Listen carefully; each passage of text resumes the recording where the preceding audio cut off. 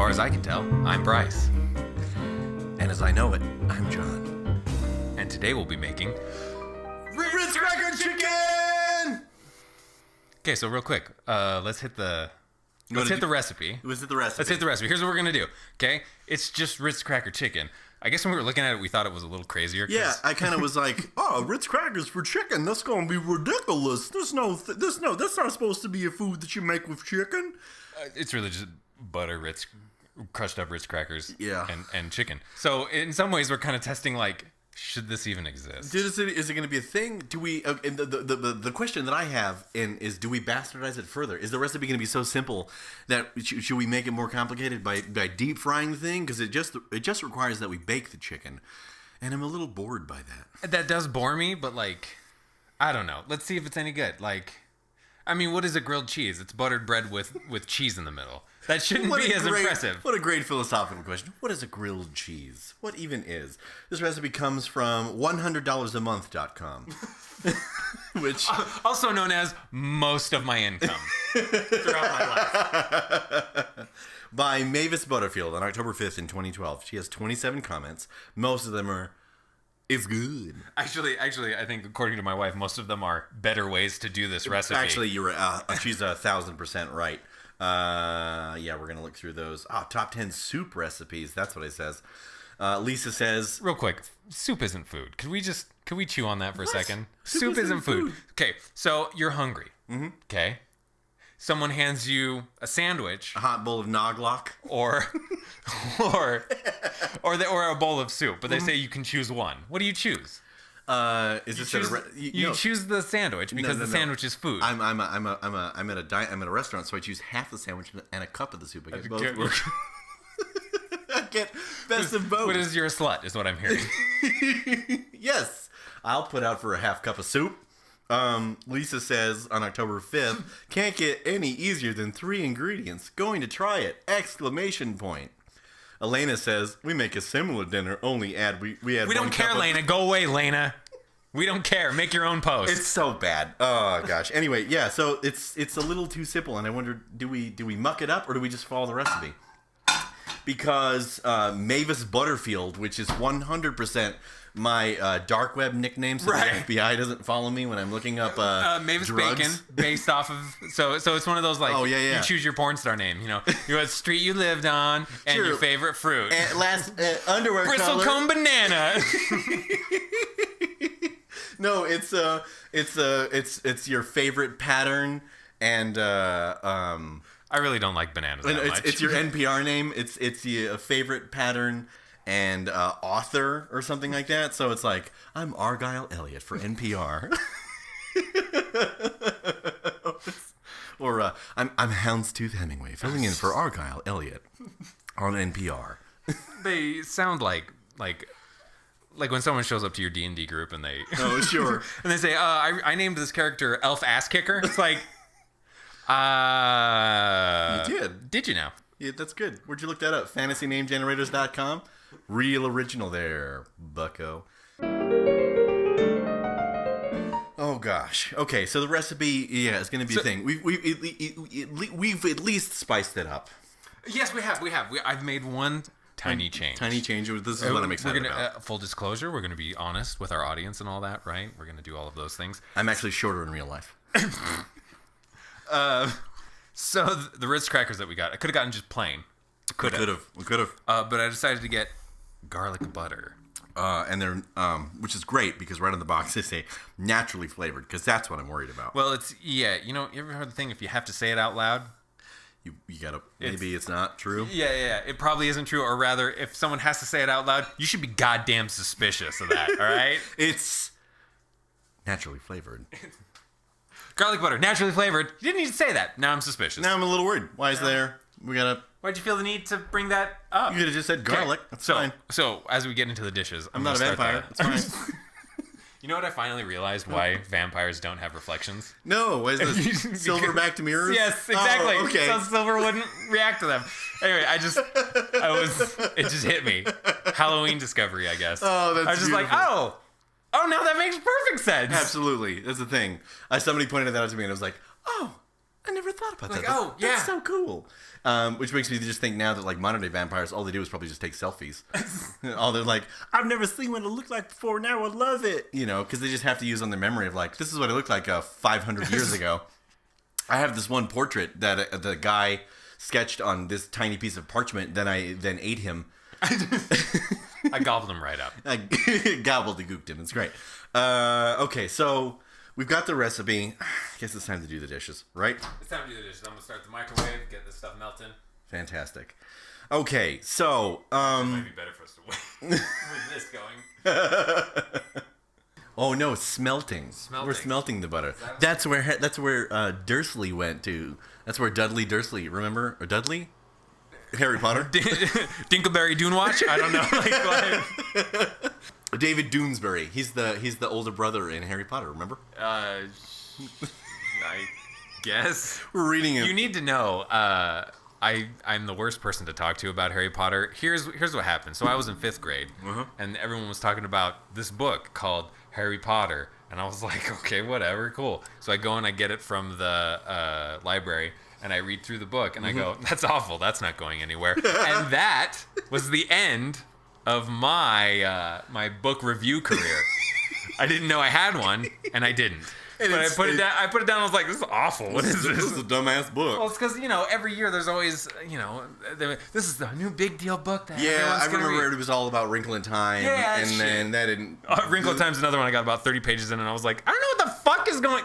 Fuck this book. I remember my friend Mike. Thank you, Cliff Notes. I remember my friend Mike had it, and it was a unicorn, and I was like, "Why? What? It has wings?"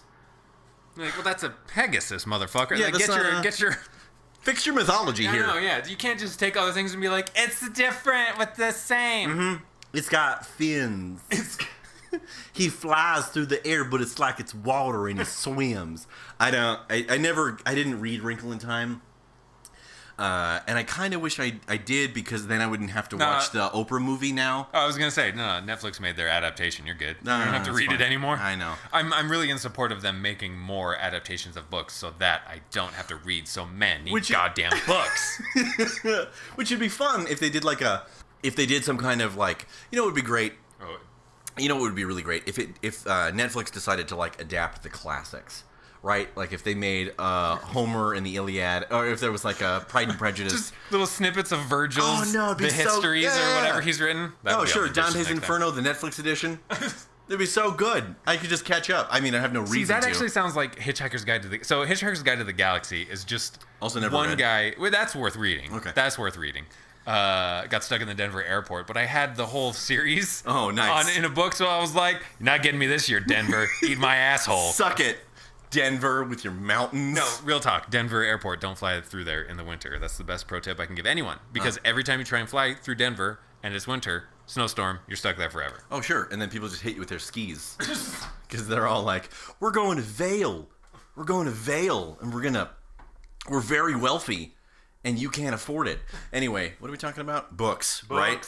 I'd love a Phantom Tollbooth adaptation for Netflix, which is supposed to be a super good book. Anyway, I've read I like tiny snippets of it, and I think it's really good. Please tweet at us about the Phantom Tollbooth, because I'd like to know. If you're listening to this, clearly you have nothing better to do, so do that. Yeah, just do that.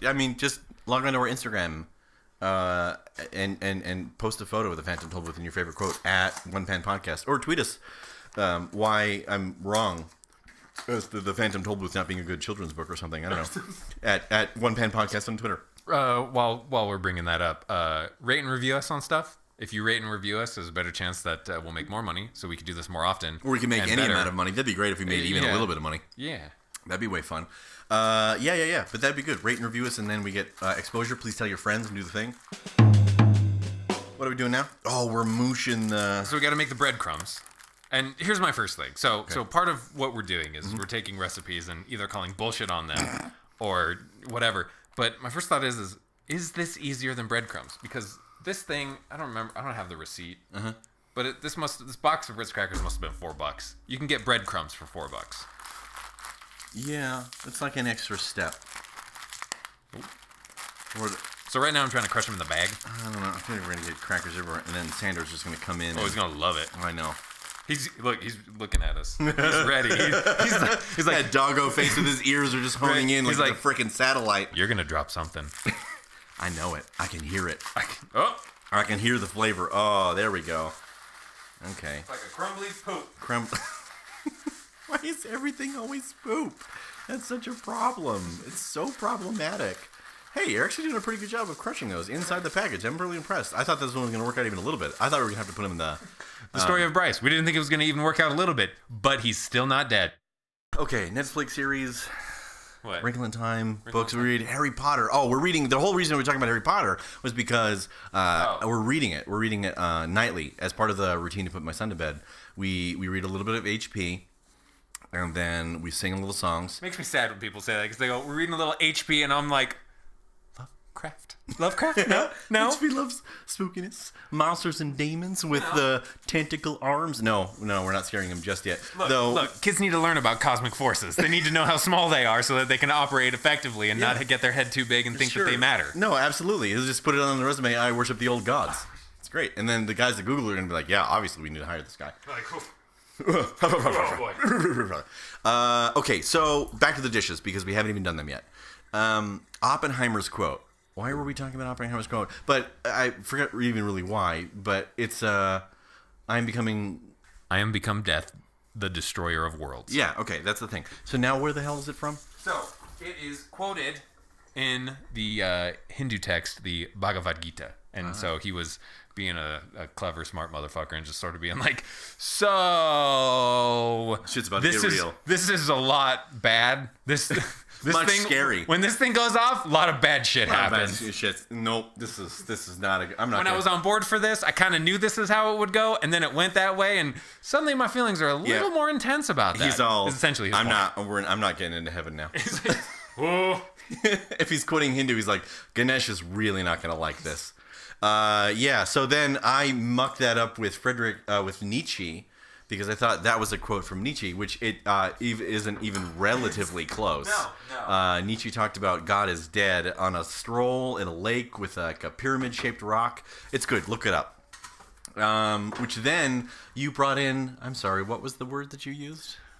Not thus spoke Zarathustra, the text that Nietzsche originally wrote about. What was the? No. My simple-mindedness went to Zathura, the 2005 movie about space Jumanji that launched the career of what's her bucket?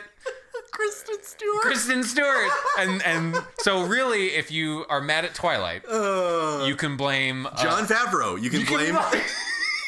No, not Chef. Yes. Oh, I love that movie. Oh, yeah. Okay. If you guys haven't seen that movie, Chef is this beautiful Jon Favreau film where he plays this overly pretentious douchebag chef, right, in a 5-star restaurant. Until a critic comes up to him and like just wrecks shop on his favorite dish or whatever it was, and then he goes through an existential crisis and is like, "I'm gonna open a taco truck," but it's not tacos, it's cubanos, right? He goes to Cuba. He goes to Cuba to his roots, right? And then he goes to Florida. No, Miami. No. His wife is Cuban. Oh yeah. His wife is Cuban, and so his kids have Cuban. And so, anyways, that's it. That's what sort of inspired it. No, so blame the butler from Iron Man, or the driver. Well, driver, who's also the director. He also blame Jon Favreau and his giant chin. Let me put it this way: Jon Favreau is Looks the like reason Quagmire? he's why we have to deal with Twilight, but also why we have the MCU, the Marvel Cinematic Universe. We do. Him and RDJ. It's a bit of a trade-off. Sparkly vampires, Iron Man. Okay, it's fine. You win some, you lose some. Sure, you good place, you bad place. You get a little. you get some points for one direction, and then you get some taken away. You win some, you lose some. Oh, Lord. What's the baking temperature on this? I don't have my phone. Let's take a look. 350, so it's fine. I'm going to do it a little hotter because...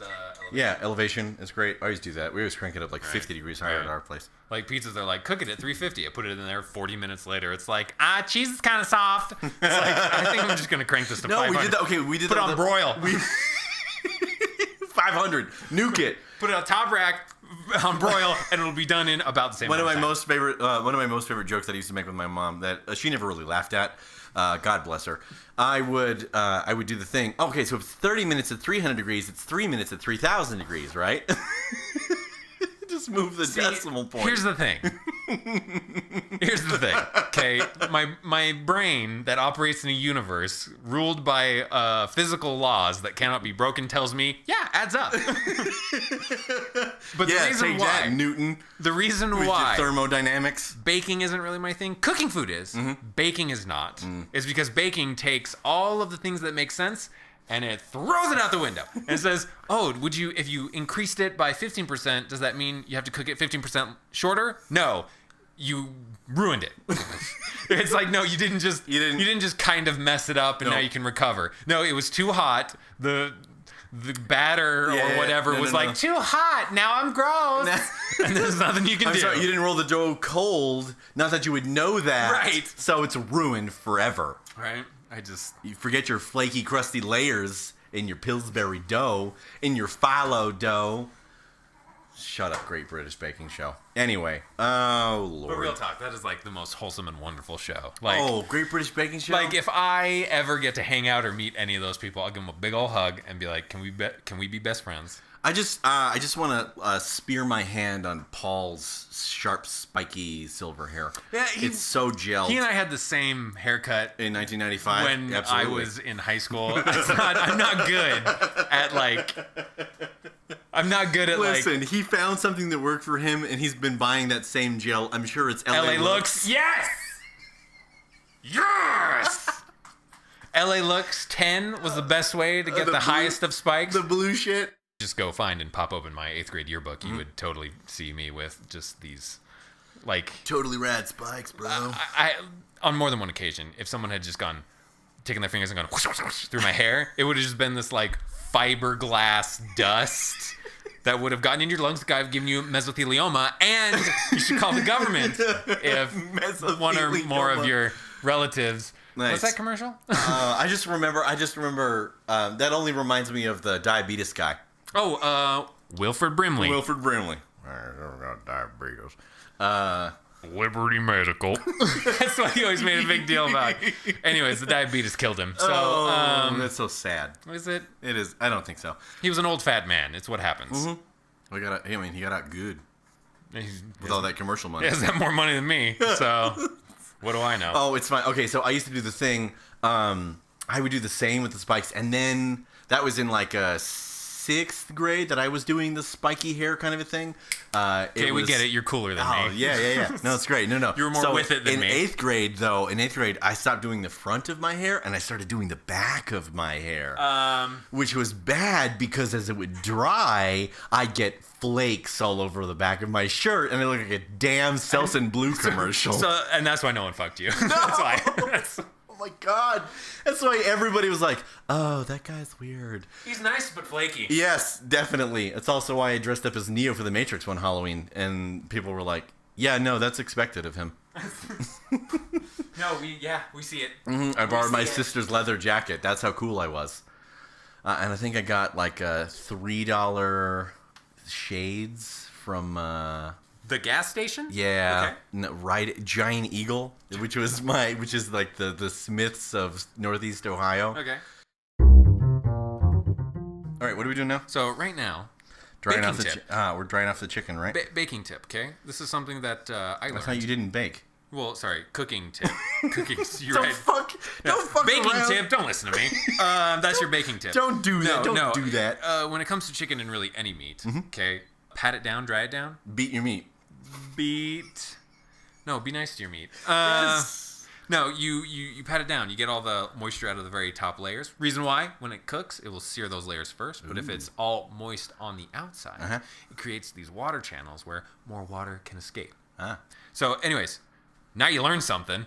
We're 4 hours of content in at this point? You fucking learned something. Hey, way to go, if you're people. on a road trip and you're making your friends listen to it, which thanks for the promotion, appreciate it. No, do the thing. Absolutely. We'll send you a sticker.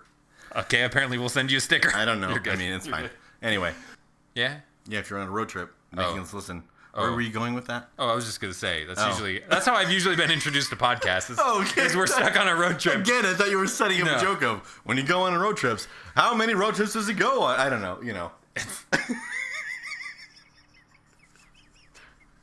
I think I think we're gonna do the recipe now, right? We're gonna do the recipe now. Sure. Okay. So you get the chicken breast, the tiny little dude, the finger, the chicken tenderloin. the chicken tenderloin. That's my favorite. That's my favorite line that Stanley Tucci says in Devil Wears Prada. Gird your loins. When he's all warning the office that Meryl Streep is gonna like be mean to everybody. Pick up your pants and wrap them up. It's gonna be shitty. It's gonna be shitty. She's gonna make fun of you. Okay, so I got the chicken. I've dried it off so that it hopefully won't be a complete piece of shit. I'm gonna dunk it. I'm gonna put the Ritz crackers on. And I'm gonna see how dunk this it in goes. the butter. Okay, here we go. Butter dunks. Butter dunks. Those sound like Badunka dunks. Badunka dunks, which is a what 2000 early 2000s I think slang. Badunka dunk is still relevant in every single way. Sure. And they're gonna use it in the new Lego movie. Butter. That's my favorite bit from also Cloudy with a Chance of Meatballs. Do you remember that television? There's a leak in the pot. There's a leak. That's Cloudy with a Chance of Meatballs 2. Hey, have you heard that Cloudy with a Chance of Meatballs is really just a Rick and Morty prequel? What? Chew on that. Chew on that. That Flint Lockwood, the Flint Slitterfler, is really the prequel of the Portal Gun, and Flint Lockwood is just a not so angry Rick Sanchez. No, a not so alcoholic yet. Not so alcoholic. I mean, if I had spray-on shoes and I could never touch my actual toes, I might go insane. I would probably be very... How does he... Okay, the question with that is does it, like, freeze his toes in time? Because wouldn't you, like, continue to grow toenails and stuff in the spray-on shoes? So would they then, like, start growing in a horrifyingly mangled way and because they were trapped inside the spray-on shoes? Or would they pierce the veil of the spray-on shoes? And at which point, then you just, like, you have these weird, gross, long nails. So I think Star Trek tackled this. What a jump. So there's an episode where they're like, which one? TNG? Deep Space Nine? Okay, so here's my thing with Star Trek. Original series, great, not fun to watch. Okay, Next Generation, really, really great. All the rest of them, DS9 had its moments, Voyager had its moments, Enterprise almost got good. Discovery, I'm not even going to give the time of day. And Babylon 5, which is not, it is in that universe, but they couldn't get the licensing for it, but Babylon 5 is one of the best. Oh, fun. Sci-fi things. I don't know how it holds up today. I should probably watch a little bit of it just to ruin that. But isn't that like that weird that reminds me of that one show that was on Sci-Fi for a long time. Wasn't it called Sliders with Jerry Falwell? Fucking Sliders. I loved that. Rhys Davies. Jerry O'Connell. Jerry O'Connell. Yeah, Jerry O'Connell, Sabrina Lowe, John Rhys Davies, which is he's Gimli. I forgot. I know his goofy face. He is large, happy, helpful British man. That's what he plays, and he just does it in different forms. The total opposite of his Lord of the Rings character. Yeah.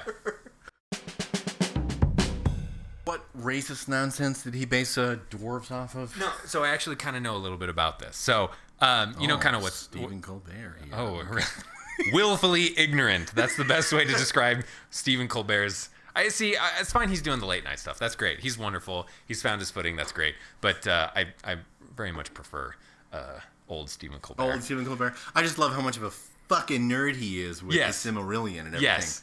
He quotes it. There's like a Vox video online where he does the Gilbert, the W.S. Gilbert and Arthur Sullivan. I am the very model of a modern major general. That scheme of rhyming from that song of Pirates of Penzance, and how Chance the Rapper uses it in one of his songs, but it's also based off of some Silmarillion nonsense, and it's just this great video of Colbert rapping Lord of the Rings trivia. It's beautiful. So kind of what's starting to happen now that it seems like as a planet, for the most part, we've been like, racism's bad. Yeah. And we're kind of looking back and being like, Maybe damn a lot it, of people that are guy racist. was really racist and shit. I think Tolkien's mostly gotten away from that, but proof of that is, according to him, he based the dwarves off of the Jews. Oh. So I don't know how many Scottish Jewish people he met. One. He was the librarian. There you go. Or he was a colleague at the college or something where he was doing all his apparently linguistics or. I don't know if that's ever okay. So there's this thing that happens with books. I'm gonna kind of shit on books for a little bit. Didn't we already do that? Oh, there's more. There's more. Round 2. Ding ding. Round 2. Books eat a dick. Rocky. What is it? Rocky 2. Rocky 2. This is the Rocky 2 of you punching. Of books. me punching books in the mouth. Nice. No. So there's this thing that happens with books where people like. I feel like they just try so. I feel like they like a book so much, but they can't find anything more meaningful for it other than it just being written entertainment. So then they kind of invent and make these huge leaps to like connect it to other things and do other things and all of that. Sure, they go with the philosophy route and trying to connect it to a lot. You got it. Even nothing is as important as that, but like everyone being like, oh, this character was this person from Tolkien's life. Yeah, maybe a little bit. Like, this person was C.S. Lewis, and this other person was this other professor that he knew. And it's just sort of like, yeah, maybe that's real, maybe that's not. If Tolkien said it, I'll buy it. But for the most part, it's like, maybe they're just made up characters so that he could write a fucking book. Sure, or maybe he had one bad interaction with somebody and was kind of like, that'll be funny and I'll do a thing. Like there was probably a really, really tall guy who was really old and had a lot of rings. And he's like, your ass is going to be Sauron. That's funny. So there's a lot less thought put into that. That's like it's like the opposite of how Matt Groening based all of his family, on, like the Simpsons characters, on his immediate family, and they were like very upset about that. And then it made a lot of money, and they were like, "Oh, we gonna get some of that." Suddenly, they were not as bothered by being embarrassed. They were not as bothered by that when they're like, "Wow, countries in South America." I was like, "Countries in Mexico." That's not how that works. Mexico is a country. Sorry to the people of Mexico. I apologize. Oh, we're just gonna get through all of Latin America that I'm gonna apologize to. There's just countries in South America that are making rip-off T-shirts of Bart. You know, we're not gonna be offended. Well, here's the thing. It's just, okay, it's butter and Ritz crackers, but there's nothing really like binding it together. Oh, so when you put in an egg? Well, there's nothing, put an egg into butter. I don't, like, we'd have to put in some flour, and at that point, we'd make a whole batter. Yeah. And at that point, I would say deep fry it. Yeah, we would deep fry it. But so, do we want to do that? Do we want to do half the recipe deep fried? Because I feel like we could screw with it and have fun with it. Because I feel like buttered Ritz chicken isn't going to hold together. I agree. I think the Ritz is just gonna all kind of fall off and fall apart. How about this? We have 8 slabs of chicken. Okay. We'll do 4 in the oven. Slabs is very generous. They're fingers. Fingers at best. We'll do that, and then if that's not great, then I'll prep the stuff to deep fry it. Okay. We'll see how that shit goes. Oh, that'd be fun. Take that, Mavis Beacon teaches typing, or whoever the author of the. I don't even remember anymore. My social media limit on my new iPhone is up or whatever. That's what. Did you not see that they? Oh, I forgot. Your phone is a dinosaur from the. Yeah. Bryce has a dumb phone. It's beautiful. It's a shit phone. It's so good though. It's great. It reminds me. It's like if the Nokia 3310, whatever, the brick phone had a baby with the iPhone 3, this would be the phone that it would have. That it's like, well. There's a touch screen. It kind of works sometimes. They've got like 4 apps. You know your phone is old when you try to download apps and the app is just like, I can't. It's like, why not? I can't. The store's like, you gotta fix this. You need to upgrade, Chief. You can't. You're like 17 operating systems behind here. So my wife made snickerdoodles for Thanksgiving. I'm about to enjoy one, and I think it should be just the tradition that we do. But I like snickerdoodles better than most cookies because the cinnamon sugar is in every bite. Name that slogan. Thank you, Cinnamon Toast Crunch. But okay. That was like Reese's. Yes, you know the cinnamon sugar Reese's. That thing that totally exists. Twixers. The regional version of no cinnamon sugar Twix. It's the Japanese only version of. Actually, they would, and it would somehow be better. Because they do like wasabi kicks, and you're like, I want to try that. Like the cookie would be immaculate and beautiful. Not like a Lego piece. We know what you're doing, Twix. If you've ever chewed the chocolate off of that, you're looking at it, you're like, this is oddly similar to my Legos. No, I like snickerdoodles better. They're just tasty the whole time. Whereas, let's take chocolate chips. It's like, it's a fine cookie, and then every now and then you get a chocolate chip, or you get shafted, and you don't even get any chocolate chips. You get a fucking raisin instead. And then you're just disappointed, hurt and angry. Okay. That reminds me of the difference between brownies and blondies. In that, like, one is made with vanilla and one is made with chocolate. That's why they're called brownies. It's the same exact recipe for a vehicle of sweet. It's just the main crux ingredient is one v the other. I was expecting a better reaction. I'm sorry. You should just see the disappointment. It's not even disappointment. He's just pure. No, I know. I'm sitting there going, I gotta find a bite in there to chew on, or we're dead in the water. That was 100% we're dead in the water. Well, this one also reminds me of, I think it was like 2 years ago. Emily and I made cookies. We made ginger snaps and snickerdoodles, and we halved the dough, and then mooshed them together. I say moosh a lot. I should probably stop doing that. To make Snicker snaps and or ginger doodles. Yeah, see, I like ginger doodle. I'm a Snicker snap. It's fine. Very spicy on my tongue. Snicker snap. Snicker snap. It's also probably going to say a racist slur. Snicker snap. It's a 15th century term for a white person. Racist. Okay, so for this part, what we're going to do is I'm going to just kind of freehand a batter. Oh, sure. And because he's good at cooking, not good at baking. Not good at baking. We've covered this. But for cooking, that shit makes sense. Mm-hmm. Okay? Hotter oil cooks faster, not ruins. But with baking, if you're trying to deep fry something while you're baking, I don't really know how. Beignets, maybe, I guess. Oh, sure. But Beignets, yeah. Beignets, not as tasty as beignets. The back of my knee hurts. I loved when Shaq was. I just love Shaq. I'll be so sad if someone comes out and been like, Shaq's a rapist. I'll be like, no. That's good. No, Shaq's wholesome. He's great. He just talks on this all the time. I love Shaq. He's very funny. I never watched him in the Lakers though. I mean, when you can dunk on the whole. Oh, what? The TV series, the sports TV series he's been on for the past 30 years, whatever.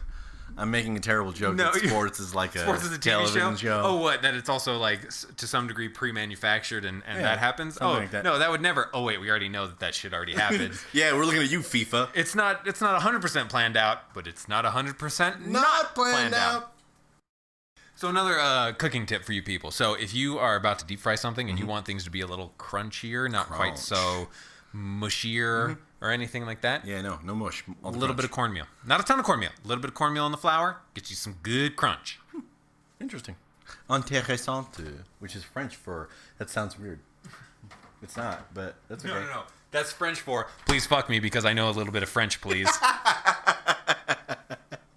Okay. Why do you think I lived in Texas and decided to learn Spanish? Watch this. It was not to communicate. Okay? It was to get the Latinas. Get the Latinas. Okay? Get the Latina vote, baby.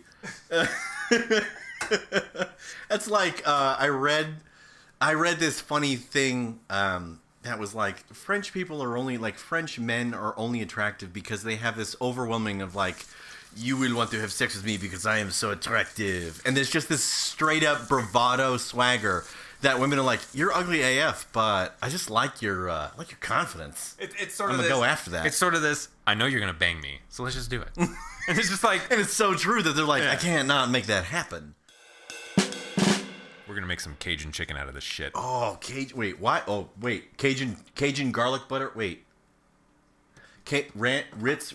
How is Ritz? Ritz is the whitest nonsense. So really, it's gonna act like really bad panko in this. So it's gonna be dipped in a batter, and then it's gonna be sprinkled with Ritz, and then it's gonna be deep fried. Okay, but Cajun plus garlic. But I don't know flavors. Listen, I'm not the rat from the Pixar film, where he uses his nose to make all the flavors the best. What is that? Ratatouille? Rat patootie. Rat patootie. That sounds great. So I'm excited for Cajun garlic butter Ritz chicken. Okay, the only thing with baking chicken tenders is that I don't know how they're done, right? Frying is so much easier on the eyes because you put the thing in, you're like, oh, it's raw, and then like a minute later, you're like, oh, it's totally cooked. There you go. It's good, it's great, it's brown, and then you wait a minute longer, like I do, and you're like, oh, my crab wontons are black. Damn it, I've ruined it all. We saw Wreck-It Ralph today, the second one. It's very good. Did you see? Were you a fan of the first Ralph? I really loved Sarah Silverman playing a candy princess. She's so good as Vanellope von Schweet. Doesn't she make like butt jokes for a living? Yeah, she like mostly made like gross female jokes, but also bridging the gap whenever anyone's like, women aren't that funny. She's like, oh boy, get ready. Oh, suck it. I'm funnier than Amy Schumer. I'm gonna make your lips pucker. I'm gonna make your butt quiver. Wreck-It Ralph. Von Schweet's butt jokes. Butt jokes. Then where did we go? We get to G.I. Jane. How did I get to G.I. Jane? Jane Lynch, who is not female Master Chief to G.I. Jane. What a train of thought. The thing is reset a couple of times, and so we have to we have to backtrack our own jokes and everything. It was just great. Why did we Master Chief, G.I. Jane? Oh yeah, Jane Lynch's Weird character. boners. Weird boners. That was that. Which was, I asked you, what was your thoughts on G.I. Jane, and that was your answer. Not what I was expecting, but it was the point that I was trying to make. Was she made G.I. Jane because she did the movie Striptease. What did we verify? We IMDb the nonsense. Then who is Flashdance? Oh, no fudging clue, because it's not the girl whose baby who got put in a corner by Johnny Law from Law and Order, Jerry Orbach.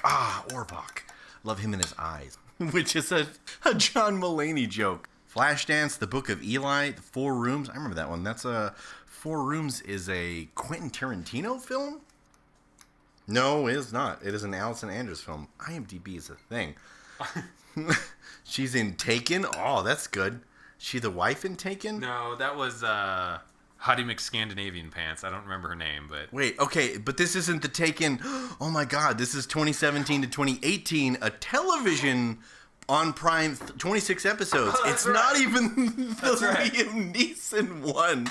It's this Clive Standen as Mr. Brian Mills and Jennifer Beals as Christina Hart, which I'm still trying to figure out where I know her from. I know that name, and I'm sure Family Guy's made fun of her at one point, but Lord in heaven. Please tweet at us with your favorite Jennifer Beals film, because I got nothing here. Oh, she's in Frasier, which is always a fun show. Frasier is great. I just love Kelsey Grammer.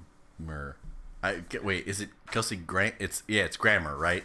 Grammar like the sentence structure, yes. Not grammar like the cracker, like multiple crackers. Like the Ritz cracker. Like the Ritz cracker. Back to Ritz cracker chicken. Back to Ritz cracker chicken. No, that's great. That's fantastic. Okay, so what did you make for the batter for the? Okay, so the Cajun style.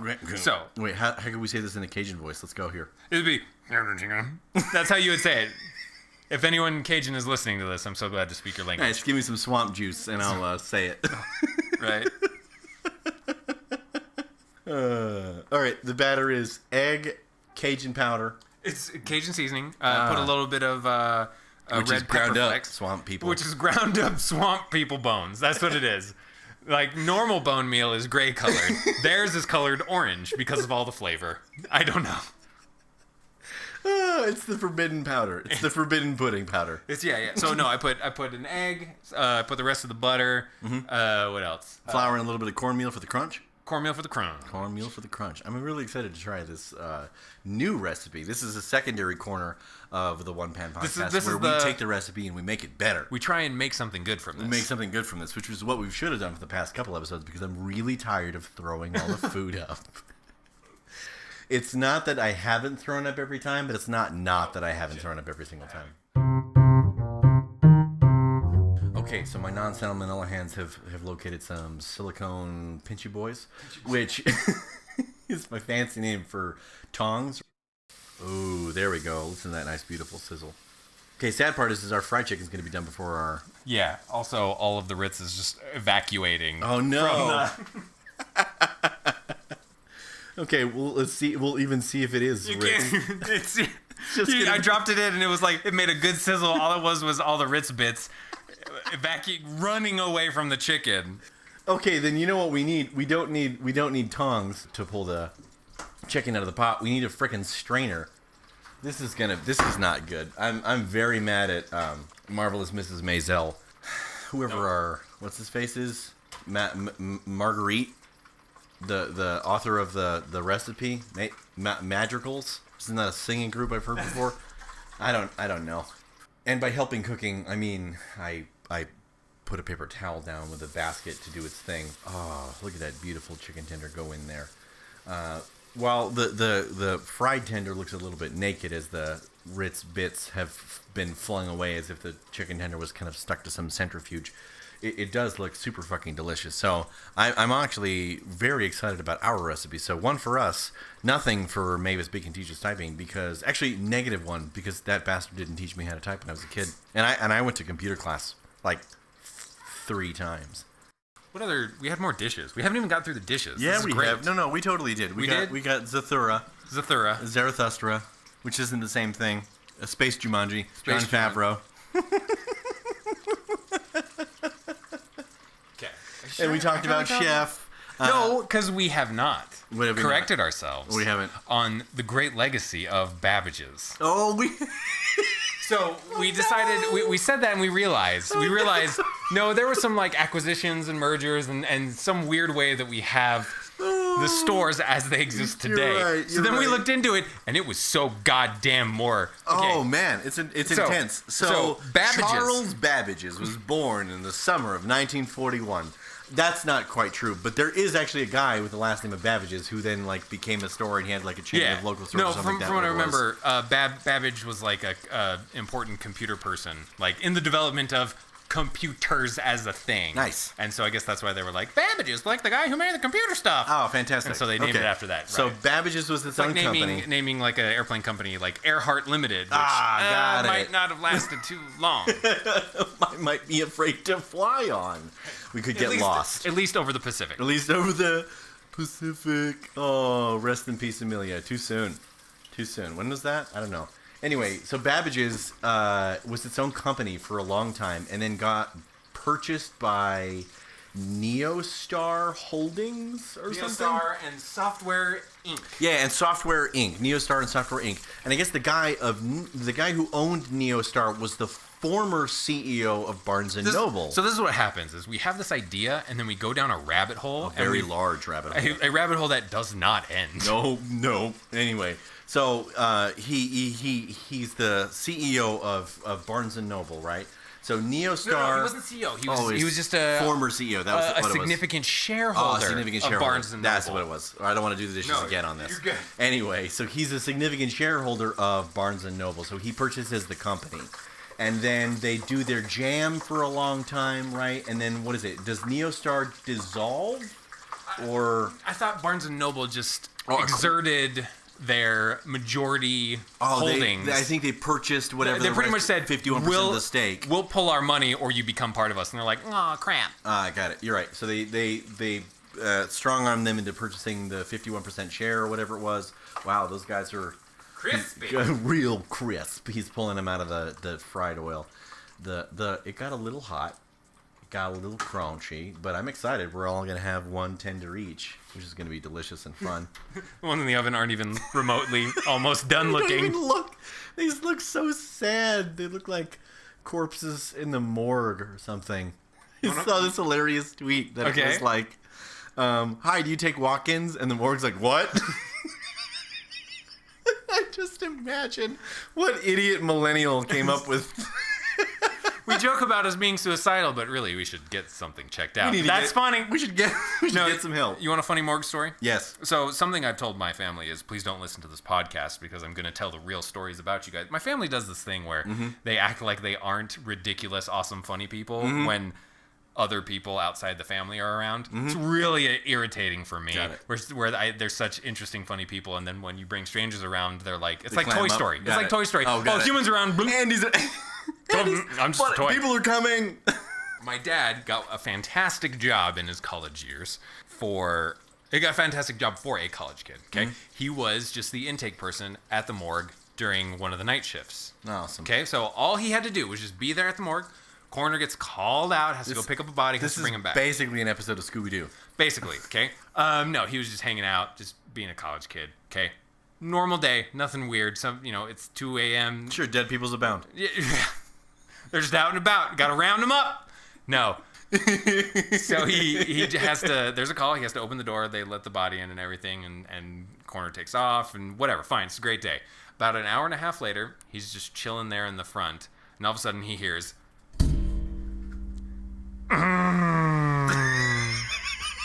That's not terrifying.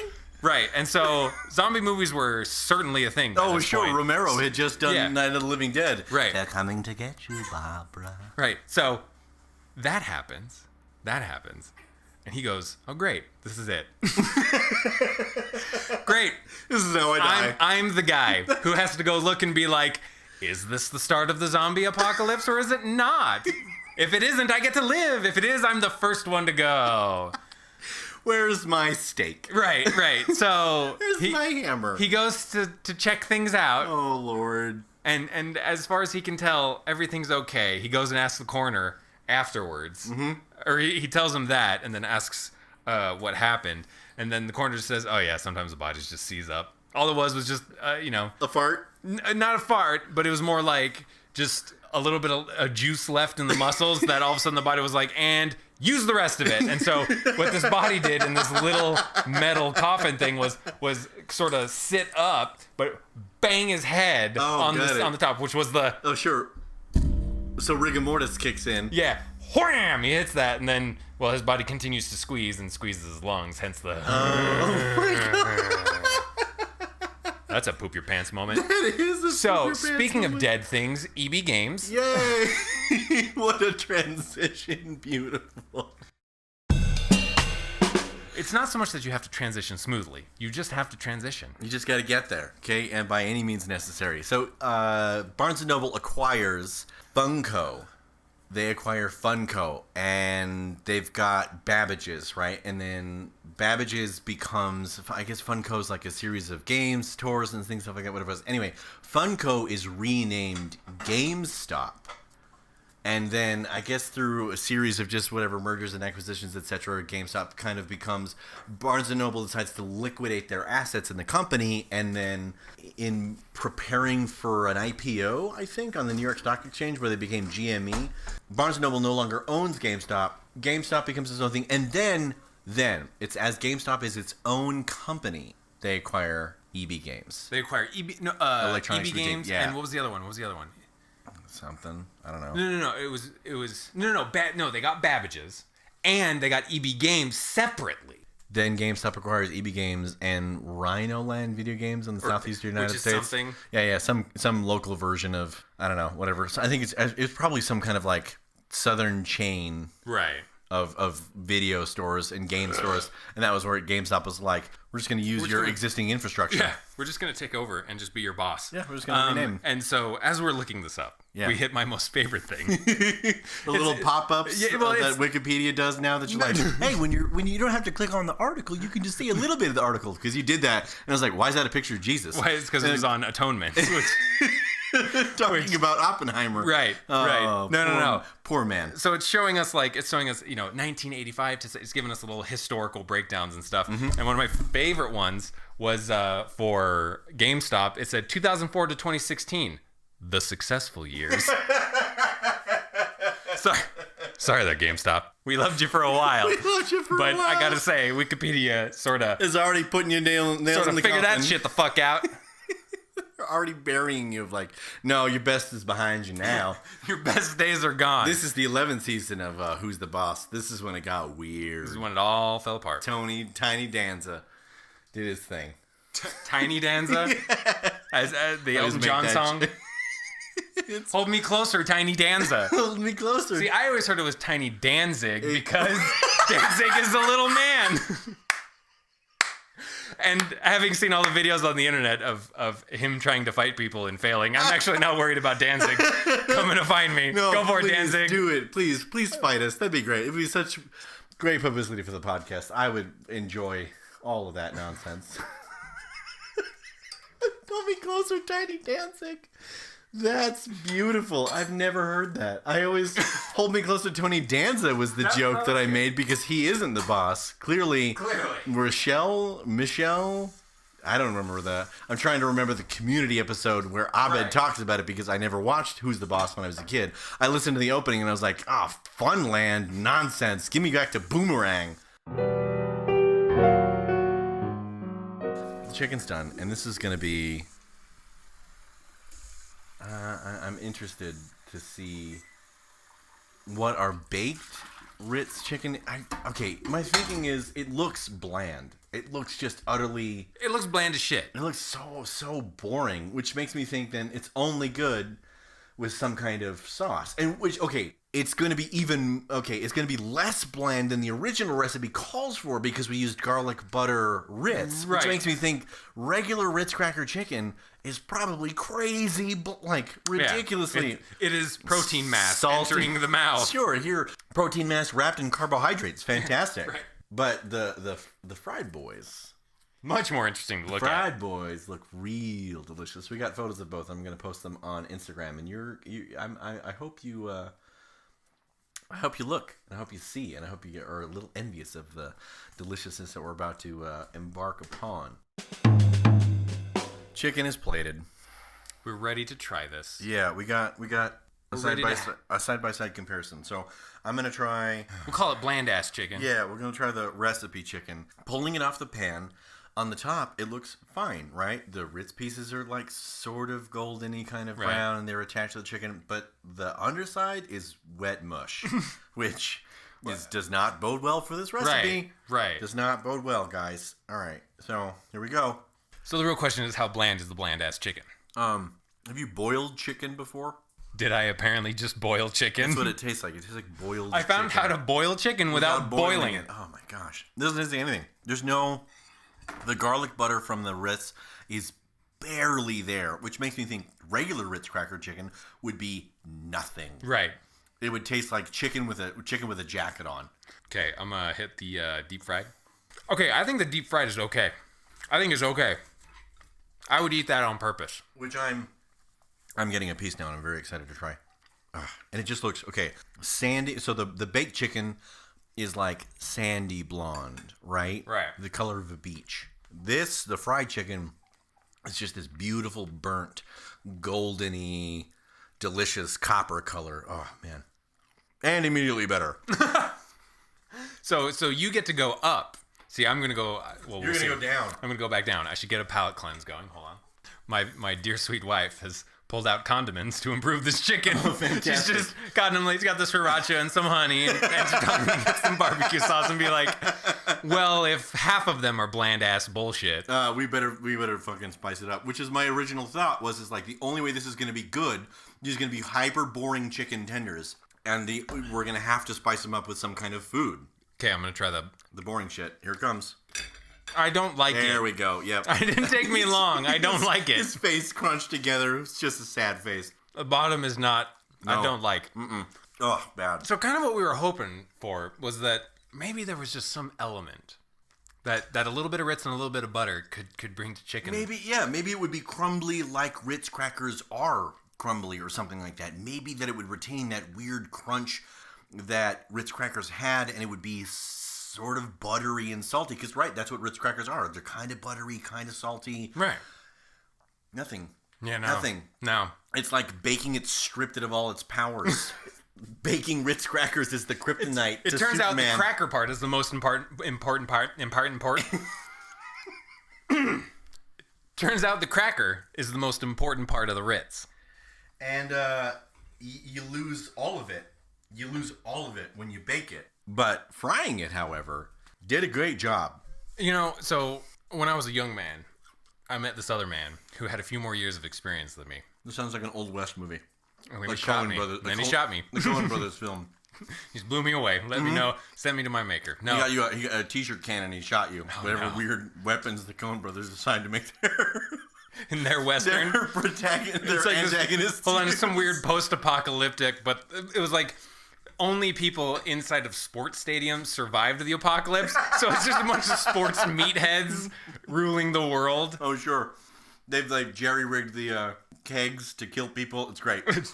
So there we go. Well, there we go. He said there's a secret to bachelor cooking. It's either you add a stick of butter, you add a handful of cheese, or you fry up some bacon and put it in there. Like, you take any dish and you're like, this could do a little bit more. All you got to do, add some butter or some cheese or some bacon or all three, but careful, that can be too much. Sure. He said. Too much with great ingredients comes great measurability. I was trying to make some kind of like food ability. It just doesn't work. Uncle Ben will be disappointed in me. So will Stan Lee. God rest him. Oh man, Stan Lee and Uncle Ben finally together. Reunion 2K18.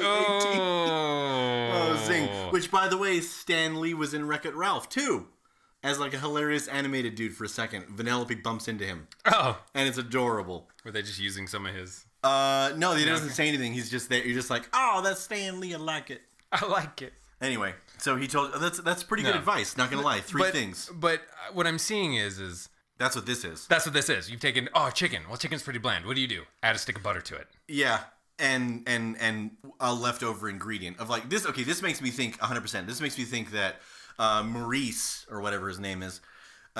Crazy old Maurice? Yeah, crazy old Maurice was in his dorm one day and was like, crap, I don't have anything to... I don't want to go to the store. What's that crap called? He forgot. He forgot what panko was. He forgot what panko was, right?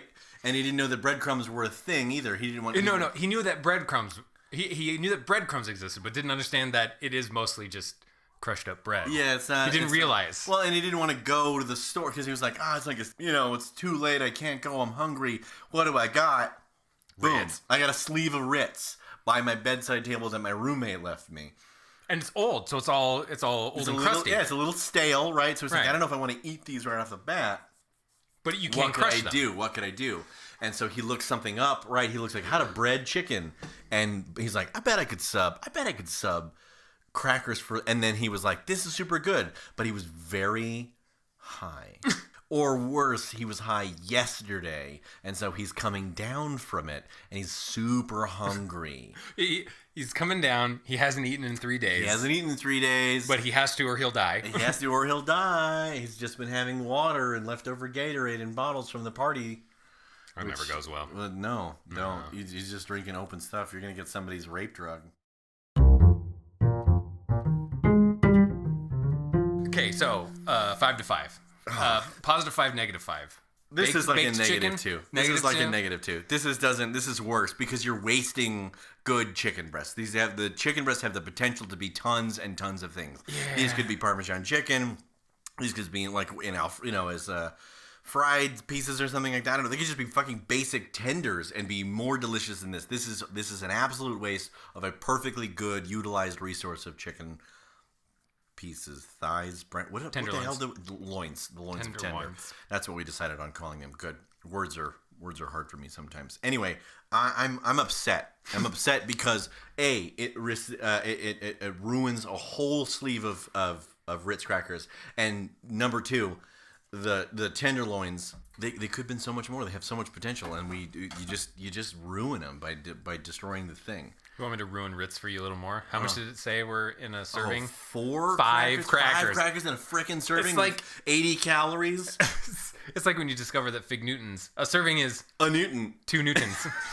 Just 2. 1.5 Newtons. Right. So yeah, if you all need to know what is the most calorie dense food, it's Fig Newtons. Figs. You could survive the winter on 3 figs. On 3 Fig Newtons. Just imagine crossing the desert. It's like that one. It's like that meme, right? A turnip gives a human enough energy to walk 27 feet or something. I love that. But the next turnip is 28 feet away. So it's just the skeleton on the desert floor reaching for a turnip.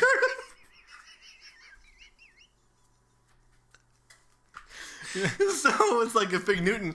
It's so calorically dense. It's just like, this Newton gives me enough power to walk 100 feet. You could get that turnip. I could get that turnip and more. 28-foot turnip. Oh boy. So it's a negative 2 for me. It's very disappointing. What's your rating? It's not bad. Like, it doesn't taste bad. I think if I had this and like some rice next to it that had like a really strong flavor of some kind, well, some kind of, I'd be fine. Well, if you douse this in like ranch or many of the wonderful condiments that your wife has laid out for us, it'd probably be fine. But again, that's like this is the quesadilla all over again. Right. It's not good because of the ingredients. It's good because you put extra stuff in it. My quesadilla was only delicious because jalapeno was like, oh, yeah, I like jalapeno. Here's a little punch. Here's a little punch. Yeah, here's a little snickety snack. Yeah, no, the only way I made it better, and I'll say the deep fried stuff isn't much better. No, it's worlds better. But it's not. But it's also like the recipe is so low quality that worlds better is like, oh, cool. You went from addition to multiplication. Yeah. Proud of you. It's not that. It's a great jump, but there's also like. It's like the difference between a coma and sleeping. Like, well, I guess they're different. A little bit, sure. Yeah, the Cajun seasoning is delicious, and the fried makes it crunchier. It keeps a little more of the Ritz consistency in. Yeah. But again, I don't taste any of the Ritz garlic butter flavor, which just makes me think that had you not done flavored Ritz crackers, this would be even worse. Supremely bland. We would be eating the color beige at that point. Nude. Taupe. Oh, what a... Whenever I think of taupe, I think of just the most boring person. Like, if right. colors were a person... Yeah. Taupe is like a software engineer in a dead-end company in his 40s that's balding. Yep. That's what taupe is. Who really enjoys Domino's. The pizza or the game? Both. Both at the same time. He enjoys irony. He enjoys I'm just playing some Domino's, and then he's throwing pizza around. Uh-huh. He's actually trying to eat Domino's. It's good stuff. No. So this isn't going to go into my rotation. Like, breadcrumbs already exist. Breadcrumbs are already better than Ritz. Yeah. Also, Ritz are better with cheese. So this is a thumbs down for this recipe too, because it just makes me think like this is a lot of extra effort. It's not that much extra effort because really you're just crushing the Ritz when you could buy breadcrumbs, buy panko, right. Buy something that's like, oh, this is going to taste better. Like, oh, this is already what I need? Yeah, this is already what I need. I don't need to substitute this for something else that isn't then going to take the place of the thing that I'm trying to substitute. Which is, I think this is what happens. It falls short on even just being breadcrumbs, which kills me. And, I mean, breadcrumbs they're not compelling. It's not that hard to be breadcrumbs, baby. It's just get some croutons and punch them. You have breadcrumbs. Punch. We could do better with croutons. With croutons. We could do better. We could update this recipe. We need to do that. That sounds really good. Crouton crusted chicken. Damn. Okay, maybe that's next week's crouton crusted chicken, the updated version of this. You want to call it? I guess we. What else do we need to talk about? I don't think so. We said it's not. I talked about Ralph. We talked about our dishes. I'm very disappointed. I mean, for 3 simple ingredients, it did manage to make edible food. But that's about as far as I can praise this. That's good. That's the medium place. Right? I don't know. The medium. The middle ground. Okay. It's consumable.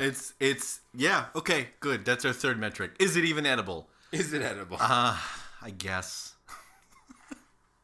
I'm John. And this has been Bryce. You've been listening to the One Pan Podcast. Sometimes the food's funny.